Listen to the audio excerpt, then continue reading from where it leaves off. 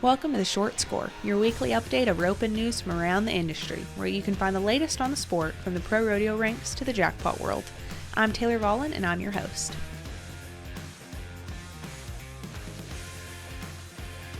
Hey everyone, and welcome back to the Score. It's Taylor Vollen. We are almost to the finish line of the 2023 NFR. Round 8 is officially in the books, which means we have just 2 more rounds left. It almost seems like things keep getting more and more exciting as the end is near. Tonight, we saw a world record time run made by Tyler Wade and Wesley Thorp. Wade and Thorp blasted one in 3-3 tonight, taking the round win, of course. They drew the money steer tonight and knew that they had a better chance tonight than they've had all week. And on this episode of The Score, Chelsea Shaffer sits down with them to talk about the run, how they felt good about tonight's draw, and how they feel being in world title contention once again. This episode is presented by CSI Saddle Pads. CSI has supported our multimedia coverage of all things team roping for nearly a decade. Their mission is to make sure you and your horse both enjoy riding, which is why they've created the CSI Saddle Pad and continue to educate and communicate with their customers and the horse community. Be a cowboy and a nice guy. Sorry, we can't start yet because Tyler is looking at the TikTok comments that are happening on his barrel racing commentary, and that is not a joke. So let's How have you got any? You said you can't start yet, but you're starting. I did start. No, I'm definitely leaving that on there. Tyler, we won't look at the what if sheet. Yeah, your make-believe sheet over there. Let's start with who called you winning the round, other than most everybody, but like... Who? Oh, you and Amy Wilson had a Yes. bet? Did you call 3-3? I didn't call 3-3. I actually thought Ren was going to be 3-3, but... That ain't no joke. He had to steer there 3-1 on. Ren's freaking been roping his butt off. So yeah. Him and Coleman, there's a bunch of guys. You're like, you don't count on nothing. You don't get down there to that victory lap tunnel till the last one goes, because everybody ropes so freaking good nowadays. You don't count nobody out. Did you watch that? I mean, you knew what steer you were going to have. Were you excited about it too? Yes. I've told Wade this before, but we've drawn bad this week, I feel like, the last few, and I've made mistakes. But I've also told him, like, when you draw that steer that you know, like, sometimes that's nerve-wracking too, because it's like that's the one. Like, this is the one to turn it around. It's the one to get the week going. So I dang sure didn't take it lightly. Like, I tried to just do my job and hit the reset button before tonight. I was a lot discouraged after last night, but I just kept telling myself that they still tried to, it fell apart enough last night. It still is putting us in the hunt. We just got to get something going our way. I mean, there's times running out a little bit, and all of a sudden we drew a great steer and kind of got the momentum going our way, going with 2 nights left, and get to go at the end of the round tomorrow night, and hopefully at the as far down as we can the last night. So I think it was the break we needed. You did you see the start you wanted? It looked like I only watched it back once with you just now. Did you pull? I don't know. You did. My horse was shaking his head, and he shook his head a couple times this week. Yeah, and that's really out of character for him because he's usually really smooth here, and he kind of didn't feel as good. And literally, like, I'm going to get on him, and I noticed that he was a little bit sensitive under his chin, and that's when I ran over to you and asked if you had any tape in your purse. Luckily, you had some, and I taped my curb chain up. It was rubbed raw underneath there, and I did all that pulling and all that. He didn't hesitate like he has in the last couple. That was out of character for him because he's dang sure the best one I ever rode, and he's not been bad, but he's dang sure sensitive right there, and maybe that was what turned it around. I'll take credit for it all day long. There you go. Because who has electrical tape in their bag? Yeah, who's got some tape in their camera purse? bag? Is that a purse or a camera? It's a camera bag. Wesley, what did you see in the run? I just tried to get far down the pin. I get a good start. He had it on him fast and pulled him, opened him up fast. It just allowed it to where, my horse felt really good tonight. He got around him and gave me a fast throw. And I knew it was going to be fast. I didn't know how fast. It was in the middle of the arena, and Tyler's horse always faces good, and I got a good finish. So I knew that we had a shot to dang sure win the round. We looked up and saw 3-3. That's how you want it to feel. You don't want it to feel like you're mashing, trying to do something crazy. I just tried to go through the angles and the process that we've worked on and drew that kind of steer, and it all worked out. Are you guys the kind that have seen those 3-3 runs before a million times in this build? Like, have you watched Chad and Jade's 3-3 here? And Yes, I've seen those runs, but anytime you're trying to make a run like that, it's like next to impossible because things have to go perfect and smooth and everything's got to go your way.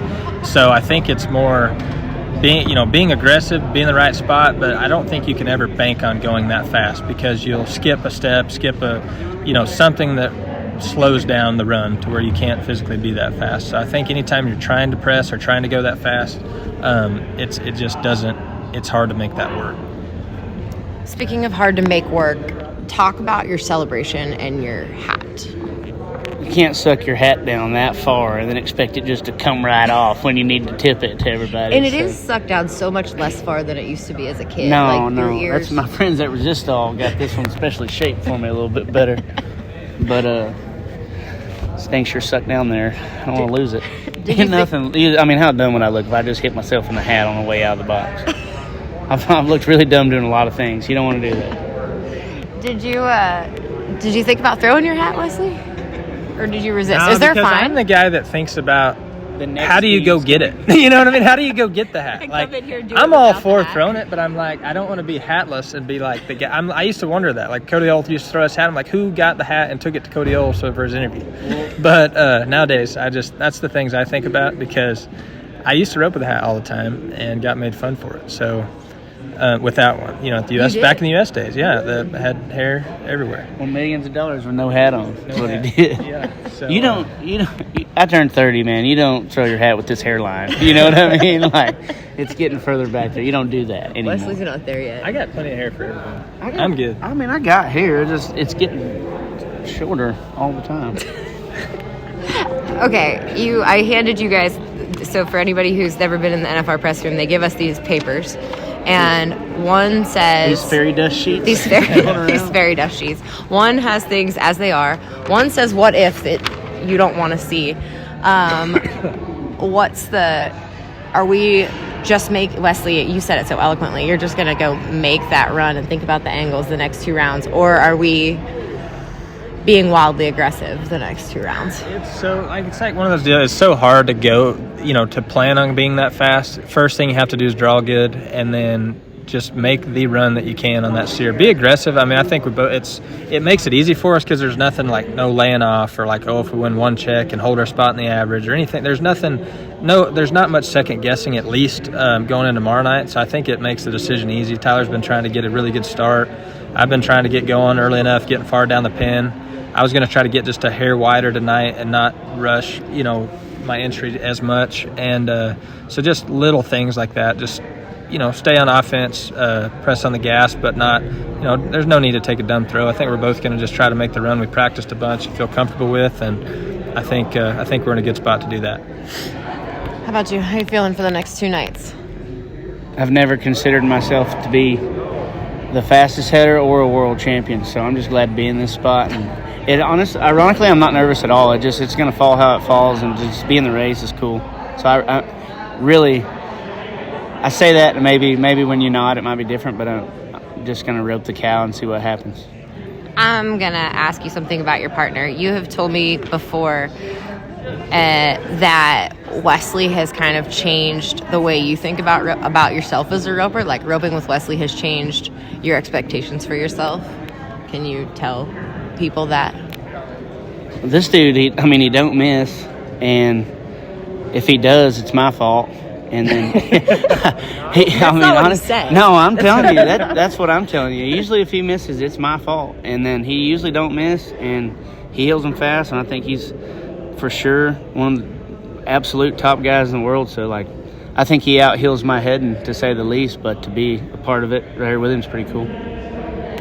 What has Tyler taught you about rodeoing this year? Have fun. Let it roll, man. No, I think the best thing, and I had to think about this a lot today because I was really tore up after last night. I wanted to throw my sucker in the dirt, and I wanted to resort to old habits, but I literally just told myself, we did a good job this year of, hey, it only takes one to turn this around. And in the fourth, I literally went back to the situation we were in over the 4th of July. We had a really bad fourth. We were down, and it felt really out of reach. That next good run feels like a long ways away. And literally, it might be 20 hours away. Yeah. Flying or driving or something. But I told ourselves, like, you got to play the course. There's no better spot to be for a team roper than right here the next 3 rounds, no matter how bad of it, this is a better spot to be in than in any other spot. So I just wanted to give myself a fair chance to try to stay positive, to not miss out on the opportunity that I have. Because the first year I made it here, halfway through, I'm not saying that I wasn't excited to be here, but like I felt so intimidated by the spot I was in that I was good with.